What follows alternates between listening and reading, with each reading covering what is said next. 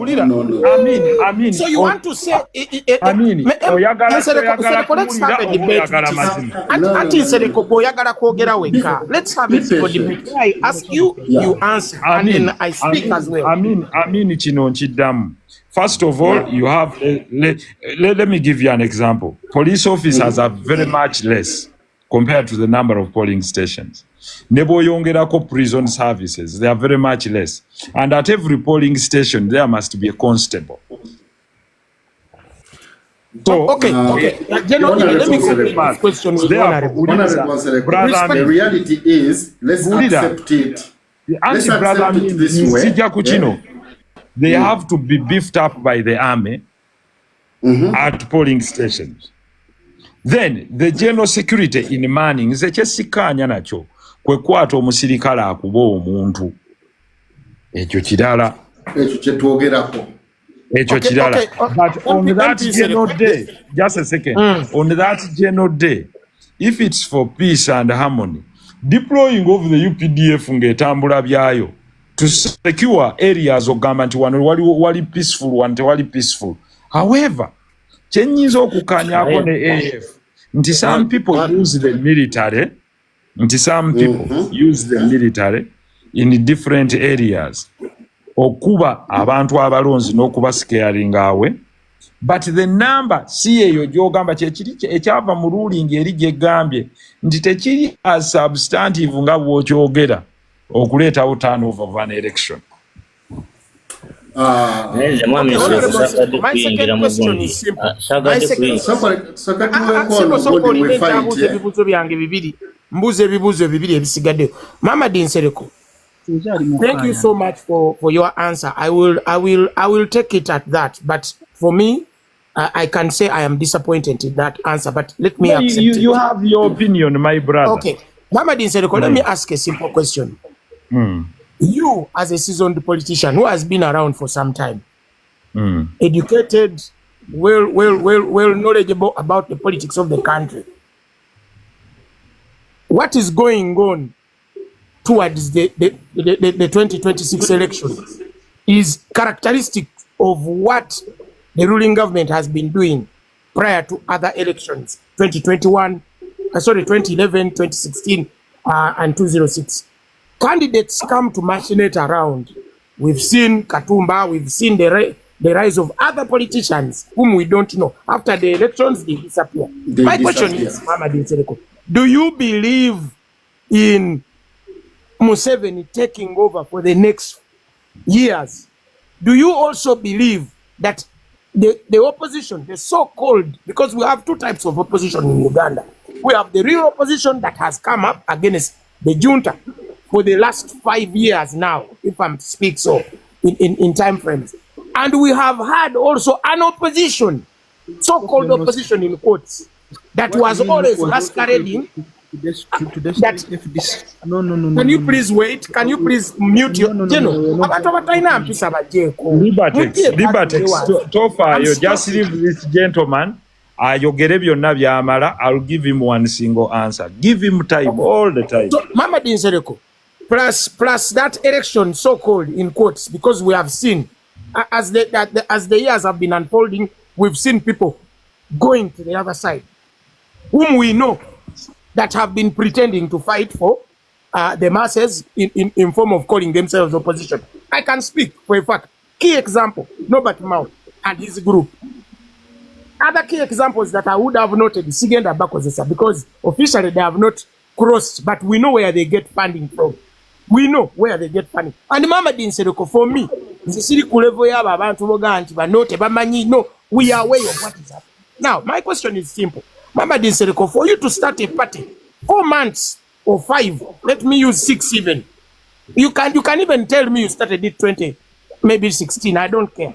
But for you to come out at this point in time, I'm asking pertinent questions. You are Muganda, who has been in Kampala, who knows exactly what we are going through. Mama Nsereko. Why is it very hard for you? It was simple question. Okay, let me remove Muganda. It is a question. Let me deliver. Let me deliver. Okay, remove Uganda. Remove it. Katukijewo. We can't remove it because it came from the bottom of your heart. Okay, I am cancelling it. I'm the owner of the question. Mama Nsereko, a seasoned politician, educated. Why don't you want to join hands with the now you know. And you feel by starting a new party, you are the alternative to bring change in 4 months. Why do you feel you don't want... Be precise and on point with the question. Don't explain your question. Okay, thank you. You put your questions forward. But you know when someone is speaking, you always know. He finally said what is in his heart. Uganda, you're going to stick on that, I know. I know you will stick on that. I don't need to. I still believe, and why we are ecological part of Uganda, we still believe in a united Uganda. Uganda is not for only one region and is not for only one tribe, like the gentleman tries to prophesy and says you are a Muganda. And God works in different ways. You know, when God is going to expose someone, it doesn't come from so far. Similar rhetoric. I don't think there was a lot of credibility in what he was asking. Of course, he's entitled to his views and opinion, and that one I give credit because his views and opinion belong to him. Now he says, why do you make a political party 4 months? And who stops someone from making a political party prior to 4 months? The Constitution is very clear. I thought he was more informed. That at the time 1 year before elections, members can choose to cross or even work or even declare formation of new political parties and reserve their seats in parliament. So this is part of the constitutional norm, going back to the basics of the law. And that's why then. Secondly, I would like to tell you that we have different values and ideas. I would have chosen to run independent, but that doesn't solve the equation. In his opinion, he knows who he calls real and honorable. Like we said, some of us are not what he calls opposition. I'm very sorry. For us, we are the best option. And we do not want at any one time to continue running as opposition. We are not even proud to call ourselves that. We are saying we offer best alternatives to the governance of Genome 7. Which best alternative? We have to ask. Which best alternative? I think the comrade has some others want to ask questions too. It would be better you put him down and others ask. With due respect, please, let's have order. Everyone will be having order, regardless of the opinions because Libertex was up, he had to drop down because there was a gentleman who was and that is not fair. Just a second, let me wind up on the gentleman's assertion that there is a special opposition. No. I've never in my life been energized by saying I want to be in opposition, and that's not what I work for. And whosoever thinks that we make political formations just to occupy positions in the opposition is wrong. Like I said, that's why we started with the historical background. I think when we started Comrade, there were 17 people on the platform, right? But now we are 137. The reason is that there is depth and quality that comes along. So the reason we offer something much different is that our party, the party I chose to belong to, preaches the following one: non-violence. We don't believe in violence at all. And like I told people, that we have no room to tell people that go and protest because we know the repercussions that they'll face. We have room to tell people that go and work, our own people and our own members. That's why our membership is a little bit unique. Everyone is free to support us, but our membership is a little bit unique. We have a farmers league, we have an IT and innovation Innovation League, we have a lot in difference, cardinal differences, which distinguish us from the other fronts. So I agree that they also have their own ideologies. I have a lot of respect for them.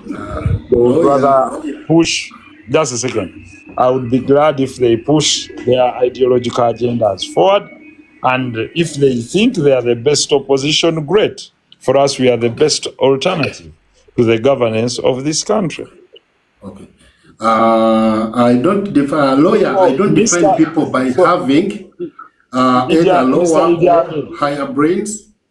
We all have the same. Yes, sir. Mr. Libertex was here.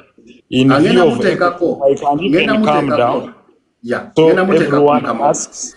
Yeah. Mfira ku Bobi had a question. Mbade nchadamu lawyer. Fena tuina brains zezimu. Components making up brains of zezimu. Kozesa the best language. Opinions za Nsereko zeziko za Haji Nsereko zeziko lero nonsenyo kuleta erinya play. Opinions za Haji Nsereko zeziko singira. Siga mambu best brains. Comrade Ami.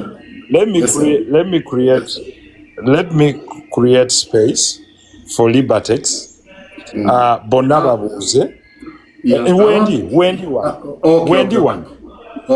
one. Yeah. Era buli omu agenda kubuuza and I will respond and I respect the decorum on your Libertex. One era ndotinga. I'll even be typed. Jeno Kyakoze. Allow me to submit. Good morning, members. Good morning to you.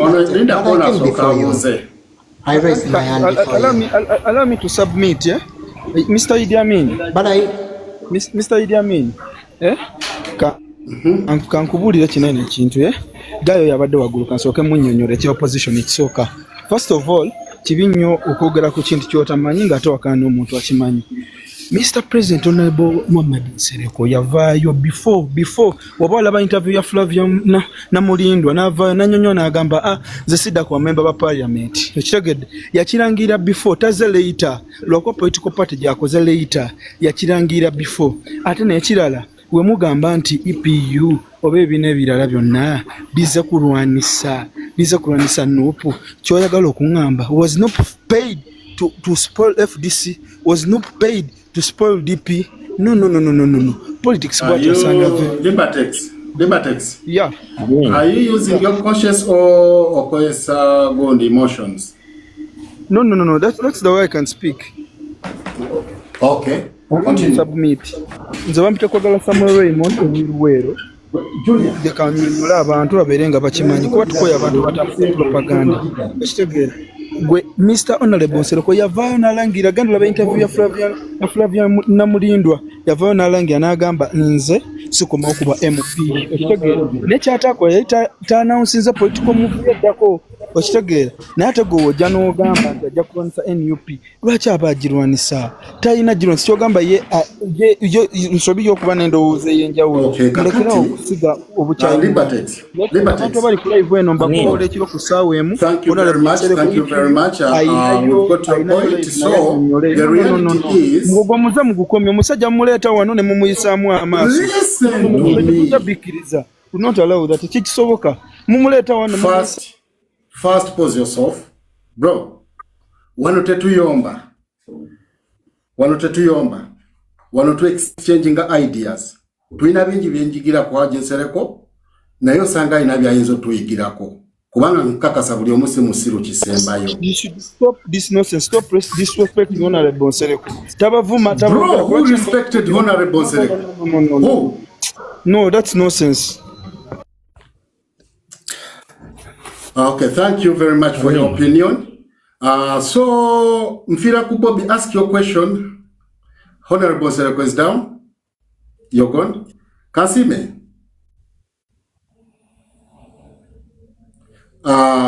We fight. Nkale, neanziza mwami Amini. Sagade kwesa ulimi rubina eka nduisewo. Fawamu tulina violence n'okusinga ku bano ba mwami Libertex Libertex bebalowooza.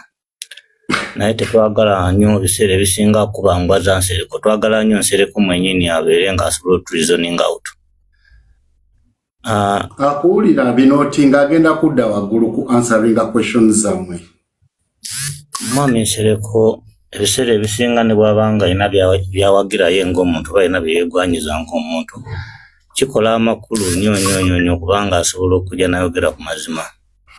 Bw'abanga akaseera kano akyasobola okujja ne script za Museveni nga zaaza okusomera Abannayuganda wano ng'ali bagamba nti no akalulu ke tubadde nga tugenda mu maaso okulonda, nti Museveni abadde nga atuwangula, n'oba osobola okugatta obululu bwonna obwaba operation babadde nga bagenda nga balonda, nti tewali namba ebadde esobola kujja ku mwami Museveni, ng'ezo ze script zasobola okujja okubuulira abantu ku online. Era tuba tukyalowooza oli Nsereko oli gwe tumanyi tanaba kutuukaana kubeera pulezidenti, kubanga omuntu yenna asobola okulwanira Omunnayuganda, ekisooka alina okuba nga asobola okujja okwogera amazima okubanga mwetwaze mu recordinga questions kuba agenda kudda waggulu abadde akuyitinga space. Nja kubuuza ekibuuzo kyange naawe ntandikidde. Bw'abanga asobola okwegwanyiza obwa pulezidenti bwa Uganda era ng'alwanira muntu wa wansi nga tasobola kujja kwogera mazima, akyasobola okujja ne script za Museveni zaaza okusomera Abannayuganda, mba nkyamwewuunya nga takyasobola kwawula magye ng'agamba nti tisooke amagye okujja mu kalulu ne gasobola okudisorganizinga omulonzi asobola okukiwagira, mba nkyemwewuunya. Ekibuuzo kyange kiri kimu. Mwami Nsereko amaze akabanga okuva bwe namulaba ng'ayagala obwa pulezidenti okuva lwe baatumbula ekibiina kya ADF ng'omulimu gwe kutyoboola Kyagulanyi specifically. Omulimu gwe gwakubanga avuma mwami Kyagulanyi era ng'alowooza tasobola. Nsaba ajje annyonnyole ki ekimulowoozesa nti ye y'ow'ensuso yasobola yagwanidde okusinga mwami Kyagulanyi. Nsaba ajje agezeeko okunnyonnyola mu bulungi ki kyalowooza kyasobola okundowoozesa kyasobola okuŋŋamba nti ye yategeera ennyo y'ow'ensuso okusinga ku mwami Kyagulanyi. Okay. Gundi Kansime. Oh yeah, Katia, Mr. Tonito. Yes. Yes. Thank you so much. Thank you so much. Zisigenda kulwawo naye Kozi tewabuuziza n'ogenda leka Mr. Tonito abuuze. Sigenda kulwawo. So first of all, njagala kwebaza Mr. Idi okuleeta all this sort of conversation. Ogenda kubuuza nga eri respectful era nja kwebaza Abaganda bano bonna abateeseza. Honorable Nsereko muleka asooka agende mu maaso ngenda kubuuza ngenda buuza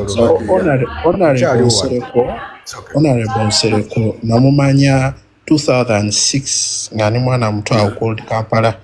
He was our neighbor. Era he started his political career nga mumanyi bulungi nnyo. Era wabajjukira bulungi odi Kampala Primary School. That's where we used to stay. But I don't want us to discuss personalities. Njagala to discussing new issues. Nze question yange ya Honorable Nsereko. I respect him as a politician kuba ye mukulembeze gwensobola confidently senti nkuze gwenda biddeko ebyobufuzi, like on a serious note.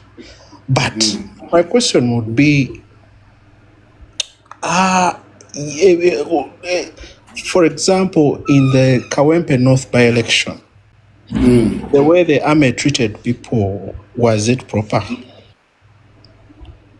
In that by-election, that is one. Two, why is it that all political prisoners that have been arrested, they have been remanded, they have been incarcerated, why are they not given bail? Why are they tried into the military, the general court martial? isn't that a political whatever? So these are some of the things I want to hear us on. And then also let him also tell us his plan for Uganda. Nze nyizo kubanga siwagira mwami Nsereko. Okitegeera naye njagala nnyo ne tuwuliriza nnyo ideas than bring people here defending the president wange. No. Nyizo kuba sikirizigaana agenda. Yes, but the ideal of this conversation is for us to come up with ideas. Let us speak reality and come up with solutions for this country. This country is for all of us. Fena, I'm not in Uganda apparently, but I feel like the country is not giving us a political environment for us to live in because we lack systems, we lack values, we don't have governance. The country has been led by one person for 40 years. You can't tell me the last 40 years when they came in 1986, when my dad was part of the soldiers in the bush, was one of the Kadogos. So, tosa kungamba nti byebagirako ku myaka na ne kati bisikola tebikola. We are in the world of evolution. We are the world of technologies. Twagala leadership empya resonating with the population of solving addressing issues that are affecting Ugandans. Your point here. So if Honorable can respond to those questions. Yeah. Okay, number 3. Tonito. Kakati, why we fight have got yours. Tonito, yes. The third one, Kento. Nze Kento sewa. Abana mwasuze mutia buli omu weya Twatudde bulungi tetuneba. We hope you are doing well, guys. Chinkoze obubi mukulu honorable agenze. He's recording. Just I want to create a space so that you can ask questions and them answering it. Yeah. But be straight and precise. Wabaina wawandika nga sinaba kugenda maaso njagala ampandikire omusajja responding. Katono nnyo waba aina wawandika ng'ogambye waali wano njagala ampandikireyo omusajja omu gwe bayita Sir Paulo Report eyafuga Cambodia kati wano ntandise okuwa gundi yange. Mukulu Nsereko njagala mu questions. Yes. Yes. Give your question. Mumanyi oyo omusajja mumanyi. Njagala tukkirize generation yaffe eno. Fenga bannankyukakyuka bannaayi. Eiza salawo lumu oliwa NRM oba olinaffe abannuupu kati essaawa zino tuli ku Kyagulanyi. Tetwagala nnyo bannaye byakutunnyonnyola bingi. Omuntu omuffe gwe twakwasa akati ye Kyagulanyi. Salawo, my question is kiki kye mugenda okuwuddiisa bano abavubuka okumugamba like eno gavumenti yeriwo gye balina okuwagira gye bali abavubuka yesu bakyagiwagira gye bali naye kiki kye bagenda okunnyonnyola abaana abo either bo babagambe beera eyo toyagala nkyukakyuka woba oyagala kusalawo odde ku nuupu. Okay. That's my question.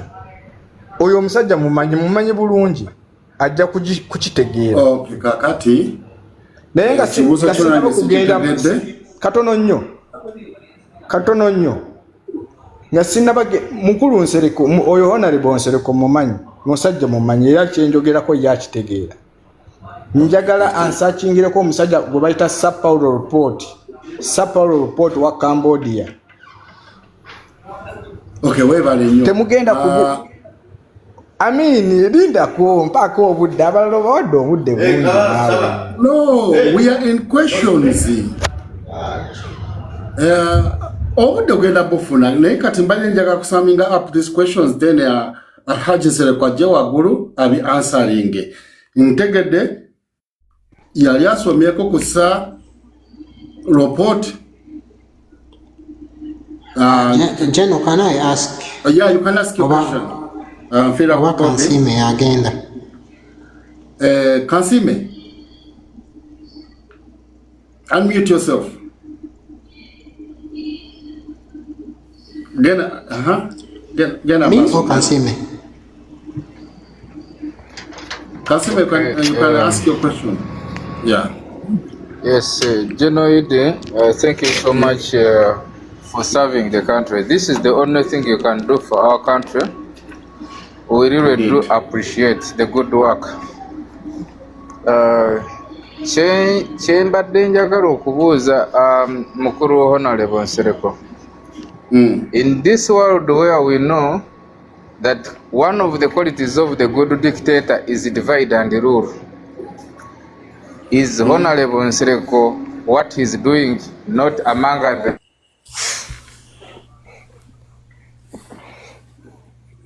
Kansime, your network.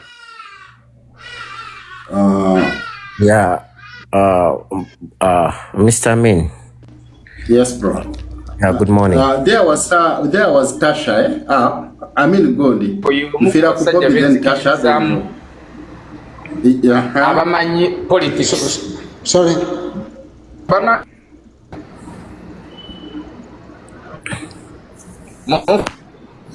Jenna, I think let me submit before him. I can go.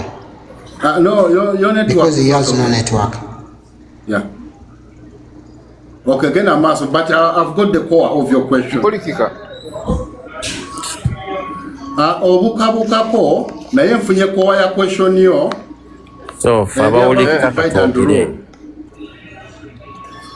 Should I about divide and rule. Okay, come on, Nfira ku Bobi.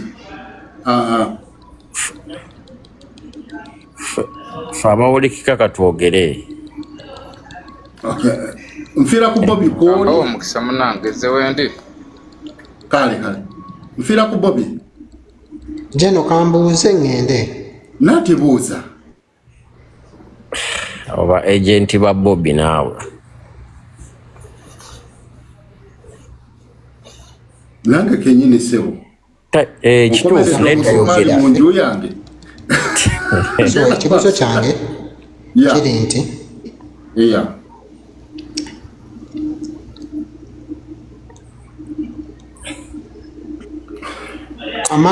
nze kanjogereyo soko muting oyo fira ku Bobi. If at all MP is listening, what's the essence of these new political parties that are emerging one after the other in a space of 4 to 3 months? We are seeing 3 to 4 political parties emerging up. Are they also fighting for change? Are they pushing the same cause as other political parties are pushing, or they are just opportunists seeking to get something from the regime? Okay. Thank you. Mr. Tasha. Am I understood or? Yeah, I've got your question. The essence of the new emerging political parties. Because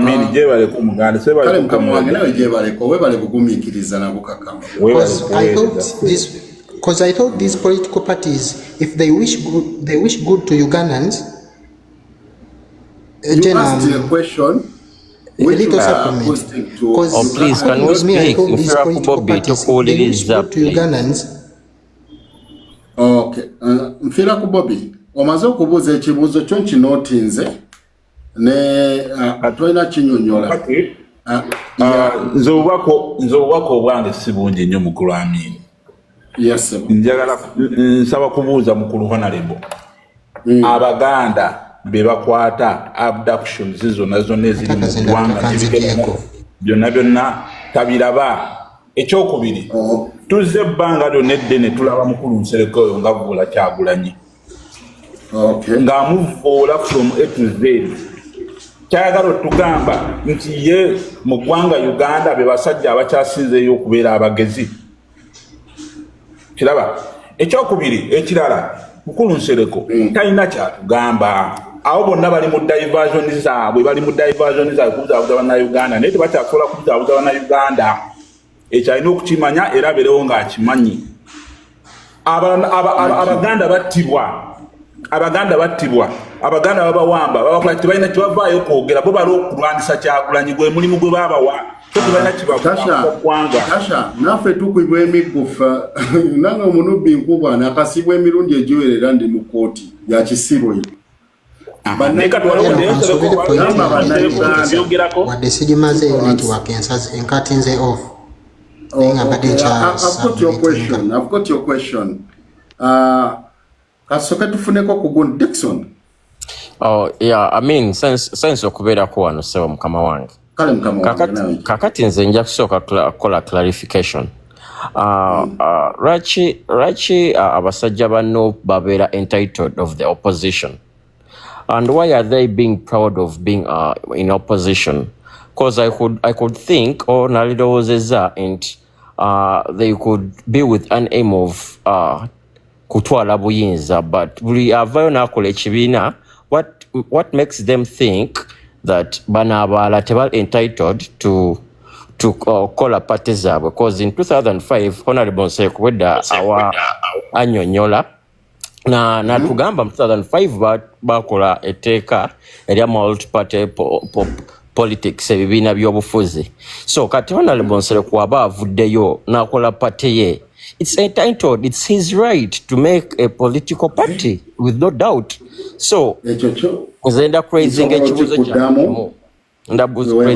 kyange kimu nti I would like Mr. Nsereko okwongera okunyonyola lwaki azze ku board, lwaki ayagala to supporting his party, because he has a right to okola ekibiina. Yeah, that's my case. Yeah. Okay, thank you. Mr. Dixon. Kandresinga akasembayo nze ngende. Kanjogere ekisembayo. Honorable, you can come up. Mukulu Dixon nze kamuddemu. President yatugamba nti tubalabira ku bikolwa byabwe.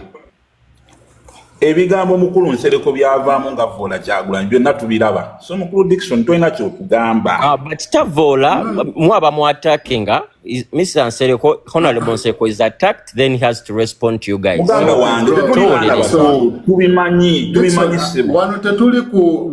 wano tuli ku talk show. Okay, sorry. Yeah. Tetuli wano ku blaming kuba to finding is my agenda is okay, to noted. Find a way out tuva tutya mu mbeera eno. Okay. Create unity. Kyovola wano ntuuza wa NRM ne twebuuza ebibuuzo ne kagambe nyumirwa nnyo debate eri mature. Oh yeah. Tetulabika kuba. Yeah, just my worry is sagala abantu babere entitled or owning opposition, because I don't want the way they talk, the opposition the biggest opposition, be proud of being in opposition. Don't be proud of being in opposition. Be proud of all those parties coming up, they're the fighting Kyagulanyi. Okay, Tasha, be patient. Hold on. Okay, Kakati. Let me tell you the fact, bro. Yeah, abantu babera kangambe bana Uganda tuli mu disparate time. Accept it kuba tuli Uganda, but we feel the pinch. Oshegera kakati wetu most of the youth balabe suubi mu muntu omulala. Kati there is a question of time. Oyinogiteeka mbirowoozo byo. Indeed, fena twagala change. No matter who. Fena twagala change. N'abali mu movement abasinga bagala change. Naye kibakuumiddeyo fear. N'abalala baziba amisango and they see movement as security. Naye Uganda abasigadde, we need to change. That's the reality. Naye kakati, the fundamental question is, why is it that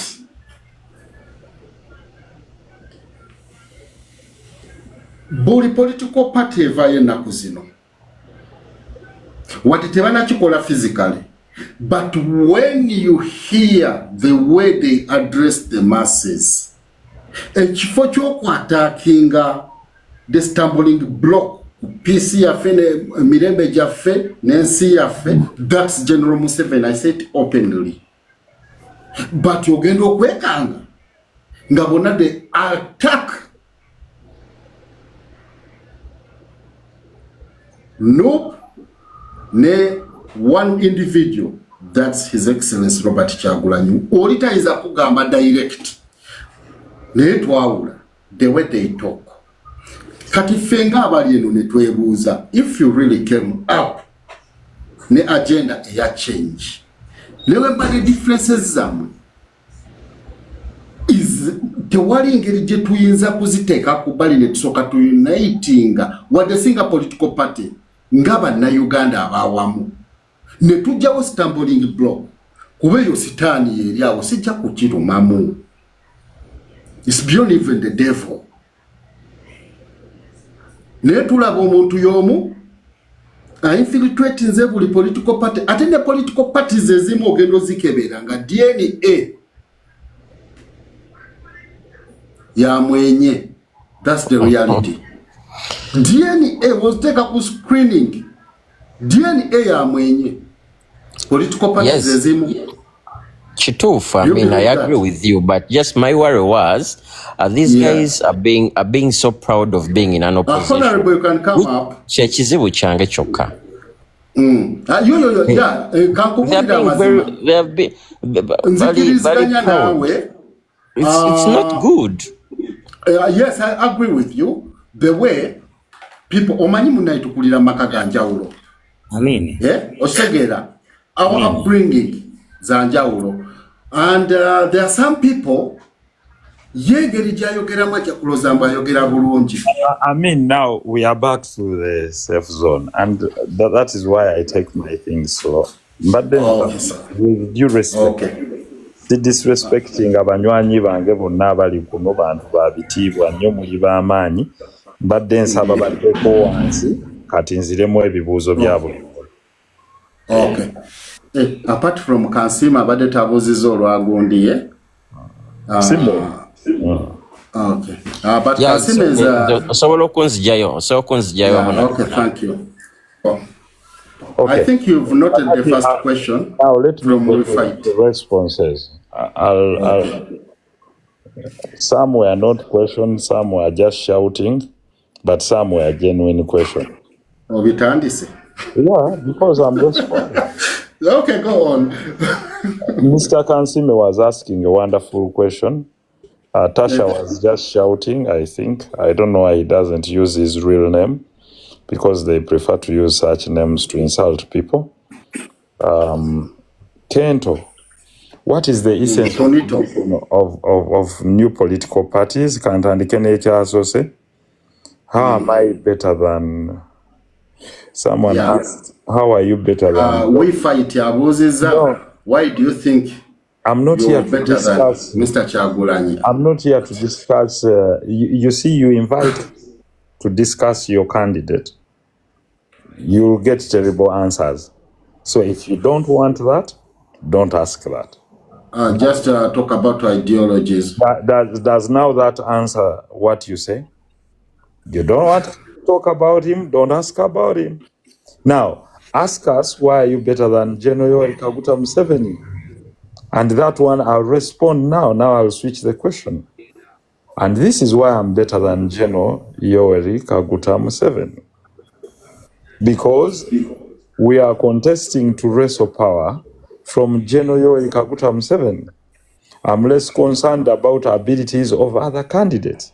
Now, that is what exactly rubs the other people the other way, because they want us to talk about them. We will not. When I was in Masaka, I clearly said, we shall not discuss anyone who has no power. Now, who has the power now? The one with the power at the moment is General Yoweri Kaguta Museveni. These are the reasons why we are better than him. Ideologically, in moving the issue of Pan-Africanism, and which was something that I've always talked about, the decolonization of the African minds from the enslavement that has been with us year in, year out.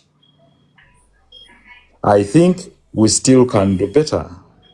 Equitable sharing of the national cake through our minerals by building human capital investment, investing in our human capital, building the young and old people with the capabilities in brains and skilling them. I gave you a simple example. If those that attempt to follow with reason,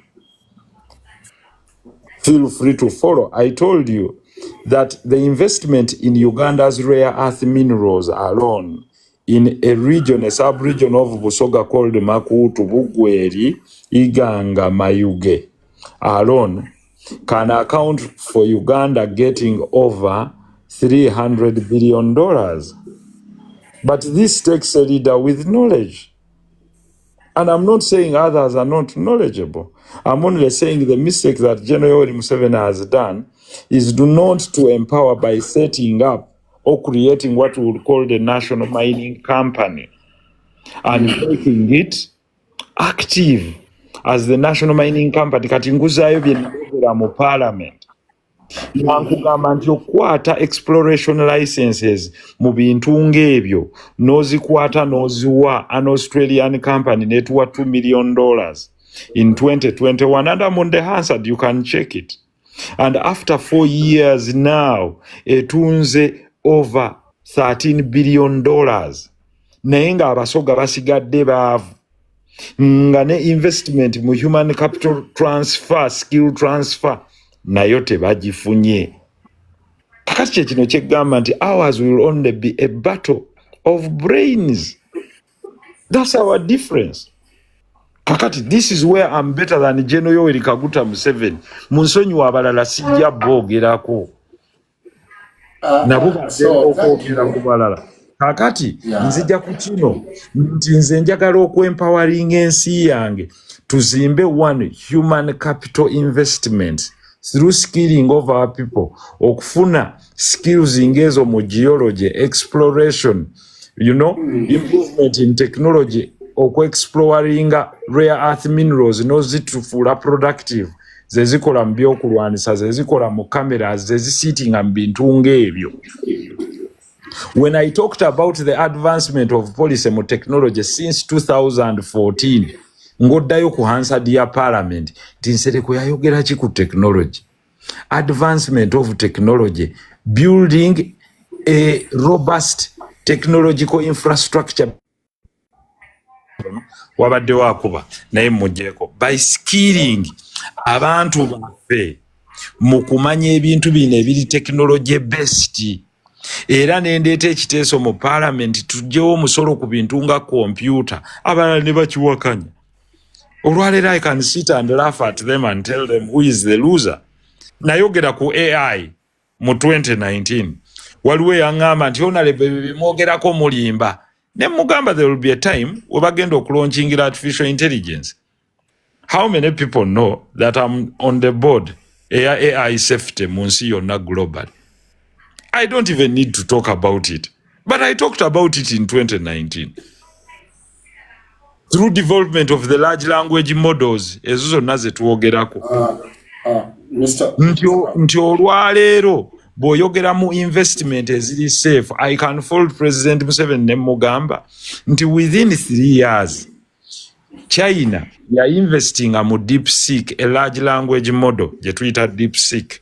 Nebigyetoolodde infrastructure yaweerera abaana 14 ne ba developing a large language model eri valued nga bakozeseza $20 million, eri valued today at more than $25 billion after a year of rollout. Ndowooza n'omwaka tegunnatuuka kuggwako. Naye ye mwami Museveni sente ze zimu n'azikwata miliyoni za $300 n'okusukkawo n'aziteeka mu peneti, endala 100 n'aziteeka mu maboola, n'endala n'aziteeka mu kampani z'abalala ng'awa abagwira an edge over Ugandans. Now this is what we are up to challenge. We challenged it before on giving Metta Mabira, bw'oba okyakijjukira, ng'oddayo ku Hansard. Tebyagoba Nsereko mu kibiina, abasajja baali resolute. kino bakiwakanya mu Caucasia Party ne bakiwakanya. If you're talking of abiding by constitutionalism and rule of law, olyambuziza ku nsonga y'aba political prisoners, well, go and look at my indictment engobya mu kibiina ky'NRM is opposing the amendment of the constitution okujjawo right to bail. How many people are out on bail, including our brother Nubianili? Isn't he out on bail? Those chochaliwo Anti kati nkuddamu kubuulira nti if you talk about our role in the fight for constitutionalism, it cost us expulsion from the party and we went up to the Supreme Court. Today ruling yaffe eriyo mu Supreme Court yegamba nti the party does not possess members of parliament. When members of parliament are elected, they become independent, and such they must legislate with the independence of their minds without fear nti ekibiina kiyinza okulikonda Idi Amin nga kigamba ffe twakuweereza teesa bwoti. Kakati bwana Nsereko ekyo nenvaawo. Kakati ezo nkulaze ebintu ebimu n'ebirala bingi bye ndowooza nti nze byensinga byennyinako ku age ku sitting president. One, non-tribalistic, and I don't believe in it. That. And whereas I love my tribe, but I don't. This question don't touch it. Nzija zizi zonna ziwandiise. Anti kati about the divide and the rule system. Ekigambye nti nzija ku age gyensinga ayina obuyinza. So when you roll out our manifesto and the digitization of things like the health sector, ngabwe tugamba nti will put referrals, ngabwe nakyogerako nti I demand that this government puts referrals at every district. Buli district jo creating a juwe referral obanga tonna jijuwa extending health services eri abantu in form of infrastructure, but also capability newankubadde osobola ojiwa credit nti tulina medical schools nyingi.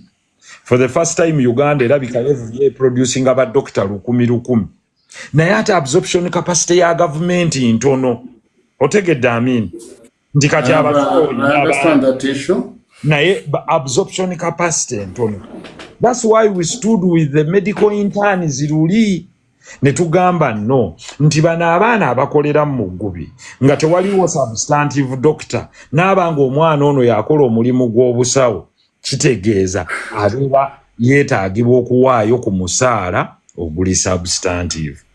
Mu mbeera efaananako bwetyo twagala absorption capacity ebeere ennungi nga twenehansinga pay y'abantu bano, but n'okubawa scholarships okugenda kuba kati obuzibu bwe tulina mu health sector. Kankuwa example Amin, kwe kubeera ng'ekintu nga bw'onoogamba nga bwe nagamba mu parliament nti kyangu tuproducing abadokita naye ba specialist ne tuba batuna batono nti oproducing a GP general practitioner naye ne bakubuuza nti ba neurosurgeons muyina bameka oba abantu abasobola okukola surgeries nti leero Amin agudde ku accident bamututte e Kawolo, abantu abakola specific surgeries muyina bameka.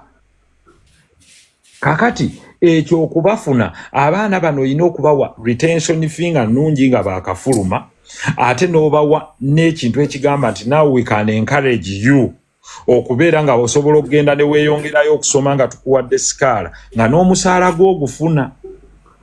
Kakati ekyo nkisinga Mwami Museveni.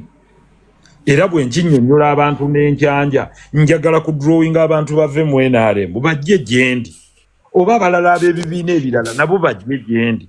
Olw'endowooza yange ey'enjawulo mu key governance structures ez'eggwanga lino nti nteekawo ebiteeso n'emitendera egiraga nti I can offer you better.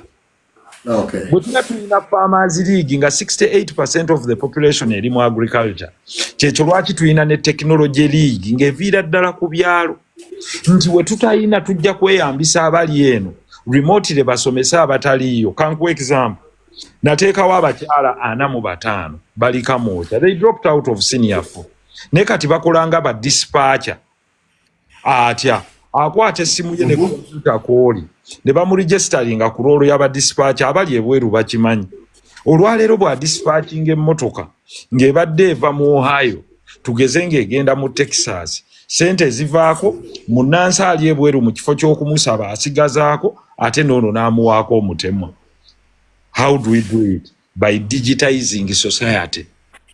Digitizing society nti osobola okulituulinga amini bw'aba asobola okudispatchinga emmotoka 6 buli lunaku ng'awo wennyini waatudde teyeetaaga kwogera ku unemployment using the digital tools available. Olwaleero radio zonna nga tumaze okusayininga declaration eya non-proliferation of data n'obutakozesa data w'abantu ku bwereere nze kennyini nasayina endagaano ne Talksport okubeera nga ngabira radio za wano through my company Discovery Sport kiri clear ne waayigi nakiteekayo nsasula buli mwaka okubeera nga zikuweereza omupiira omuvuunule. Arsenal n'aguweereza ono n'aguweereza ono n'aguweereza ono omanyi abantu bameka abakolera mwezo radio nga tebansasula nga bakozesa content avudde eri meaning nyina beempawalinze ng'omuntu sekinnoomu n'obusobozi bwange obutono and we can do that better. By 2100 Africa will be with the biggest young population in the world. Therefore, ekintu kyokka ekisobola okugyawo unemployment not only in Uganda but also in Africa. One, tutandikire ku mindset change. Ekyokubiri, reorganizing our education system nga bwe nakyogera mu parliament tugikyuse ebeere skill based mu kifo ky'okubeera exam based yokka nti omwana muwe skills buli omu alina kyapossessing ekiri unique nti amini asobola okubeera bw'ati n'atuyamba mu kuzimba omulala n'abeera bw'ati n'atuyamba muno omulala bw'abeera bw'ati n'atuyamba muno. Adopting the Singapore or South Korean system of education netumanya nti how come the 5.8 million people in Singapore balina GDP esinga ya East Africa yonna. The 51 million people in South Korea are producing a 1.7 trillion. How come they produce this? Nti bayisize ensi ezitasukka 40 ne bavuuka from 40 countries below okujja ahead. Kitegeeza there is something special that they are doing. Okay. Kakati ebyo byonna byenjagala okuleeta wano nze ntuule wali ne mwami Museveni ayogera ebibye nange njogera ebyange kuba yayina entebe. Kakati bwana ayogera ebibye nange nenjogera ebyange abantu ne basalawo era nze ninze debate gye ndimu ne mwami Museveni ayina entebe ensi ewulire. Kakati ngenda ku kibuuzo ky'omukulu omulala. Omukulu omulala yabuuzizza nti ebibiina by'obufuzi Tonito yagambye ali gundi ayagala kuwulira programu yange. Yeah, and that's what I'm talking about. Nti ICT and innovation, human resource capital investment, low taxes is what I believe I stand for because we are already a landlocked country. Era nakibagamba nti gundi police gye yakola musajja waffe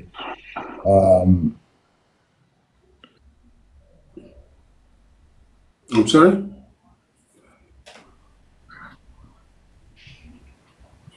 Honorable. Okay, thank you. Police gundi gye yakola mu Singapore, he said first lower the taxes, empower your local community to access cheap capital because access to cheap capital is fundamental. Naleetako omukyala ku live yange n'agamba buli omu yansekerera yantandika business ne $2 million. Today she's one of the founders of our political party. Kuba $1 million every month. Bamuyita happy. She has just left school. She has 15 workers beyajja ekisoro. Bonna akozesa working capital $1 million. Ne bonna bakola chapati n'ebiriibwa obwo obundaazi. Bamuyingiriza emitwalo 10 buli lunaku n'ajjako kosi n'afisa emitwalo 5 buli lunaku. She's a living example. A young man in our Farmers League bamuyita Katunda. Oba otera omulaba ku TikTok ne kuno kwali. every week afulumya ensawo 3 from 1 acre obutunda bukulira myezi 5. So every week afulumya ensawo 3. Akatale we kabeereddeko 3 weeks ago nga buli nsawo ya butunda eri ku mitwalo 8. Kakati olw'okuba balimye bungi era eri ku mitwalo 5. Naye ayingiza miliyoni katugambe 2 bw'ojjako costs buli wiiki muyiikeemu ze miliyoni 6 waliyo abatazikola. Nsaba kubuuza ku kibuuzo. So mbadde ngezaako kuwa nti bwe tukwata akatunda n'asomesa abantu abalala abasobola bw'oba osobola kupangisa ettaka bw'oba toliina bw'oba oliina n'olikolerako kuba abamu babeera n'ettaka ne balisikira nga tebalina kye balikolerako bw'oba olina courtyard ne bw'eba emabega oba emmanju osobola naawe okuggyamu ebbaafu ng'obulimira ku waya ya kiraga abantu n'ebbaafu n'ekuwa emitwalo 2 oba 10 n'ova kusaba omuntu ali ebweru oba atakuli kumpi nti ffenna we can access opportunity if we see it. So this is not a contest of whose is better than whose, but who can create opportunity, whose program can create opportunity for Ugandan so that they come out in large numbers and go and cast their vote for the program they choose to be the best. And this is what we are saying. Awulira nga ali comfortable ne programu yaabwe. Fine, so be it. Awulira nga tali comfortable, so be it. Ebibuuzo ebirala mpozi nga toyagala mbiddemu. Kento almost they are the same, eh? I have the most important question. Of political parties, don't worry, Idi. Political parties, there is no law that says you cannot open up political parties. It's legitimate. Whether we are targeting funds, I don't know whether a new political party is given funds. And I think that is lousy propaganda and it's redundant. Because if I want money, then why do I even have to open up a political party? Or if I had wanted to be a minister, it was clear that His Excellency, the current president, said it not once, not twice, that Nsereko has always declined to serve in government. So it's not a secret that I declined, but it's out of my own volition because I have an idea I think about. The way I want to revolutionize Africa, Africa must be carved out of the slavery in which we walk ourselves into. Ngabwe government recently, due to the violence in Congo, and African leaders could not sit on the same table, and issues we can solve. Today, Congo signed away half of its mineral wealth to the United States. So the beneficiary is the US now. At the end of the day, I had Trump saying, we've signed a great deal with Congo and we've taken their minerals and we will offer them protection. I still believe that should not happen. I still believe we can do better. The other gentleman was Tasha. He was saying, Abaganda, Bebakwata, Abaganda. Very many people have been arrested. And I think you answered him. I'm not here to drum a regional cause. That's not what I'm here for. I'm not a tribalist. I believe in Uganda. When I was fighting for, just a second, when I was fighting for the right of bail to not to be scrapped from our constitution, I didn't look at a Muganda. Nubianili wasn't one. Machete, I don't think is one.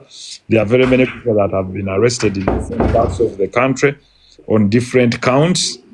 I've represented some in court, including those from opposing parties, and the records are there. You can check on our participation in courts of law. I don't need to pronounce that on a number of occasions. But those who believe in a different idea, you have the right. So I've said why I'm better than Genome 7, whose chair I'm contesting to take over. Okay. Honorable, thanks for your submission. And no kugezako kutangaza ku bantu nayenga nzingomu na Uganda. Ndinda katono tonito yabuzize ekyamaje mu Kawempe. I definitely condemn that. It's wrong. It's wrong because there was no insufficiency of police. It did it wrongly. It was shabby. it was not the right thing to do, and definitely court annulled that election. I think it was a sham. Okay, Honorable. I'm asking this question as a Ugandan. Of course, you're not Chinese. Kumyaka ana gye bamaze nga batukalakata. Yeah. Gisusse obungi. I agree with you. Ekisookera ddala nsaba osenyuwe oli avaayo n'obusungu. Indeed, it's too much. Kakati nzija ku question yange. How do you see? Manyi tewali batalina differences. Lwaki tokikola for the first time? You try to carve a way. Era nga mwe musobola okuforminga one block against wadde nga tekiri ku political party. Yes, we know bangi nnyo balina ideas eziyinza okutwala mu maaso Uganda, but nga tukyalina zino divisions zetwetonderawo ezitagasa, tetulina gye tugenda kulaga. How do you see? No mubeera the first group of people acting mature, okusinga boderi nemwekasukira ebigambo wadde nga mubikasuka in a carved manner, naye nga awulira ategera gye biraga. That's the reality. Kitumenya ne tugwamu essuubi ngate Haji Abannayuganda bakwinamu essuubi lingi. Nze kennyini nze akuza akuwuliriza ng'era buli wempulira program y'oku radio I feel like not okuvaawo, naye kinnuma nnyo as per now. Gw'okubandikulembedde ne mugamba yes, the stumbling block eri wali, the evil is there. Fena tusooke tukyuse tutunule eri.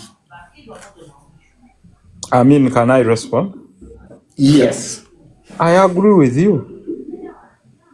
I cannot agree with you more. And I'm here to offer that. And I'm saying, please talk to the others. I'm ready for them to join me, or I'm ready to join others.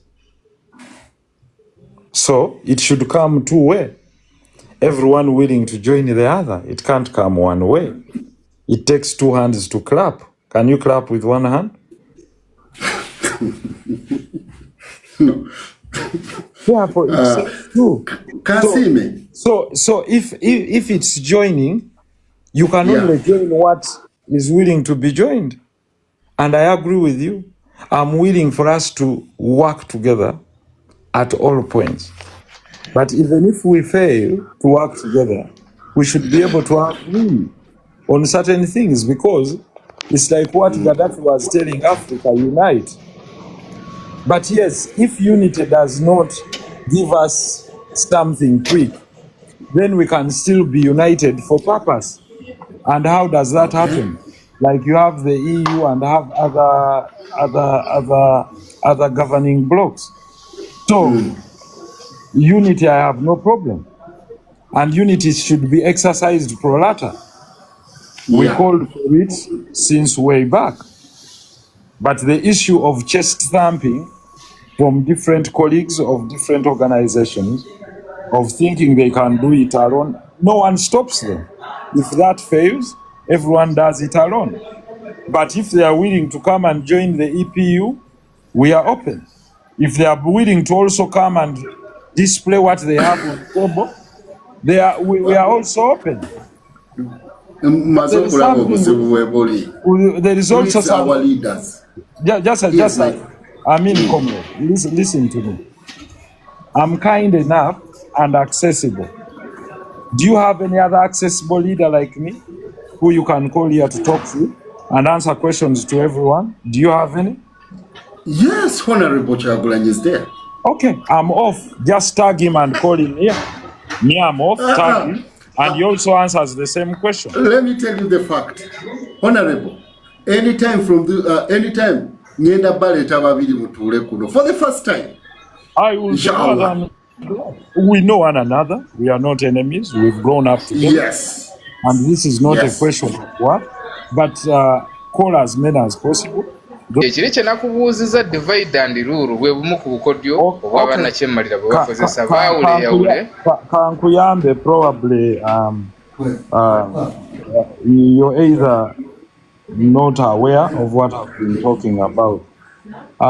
The notion of you saying otonzeewo ekibiina ekipya and you call it small, I love that arrogance. I love that arrogance because maybe it gives you an edge.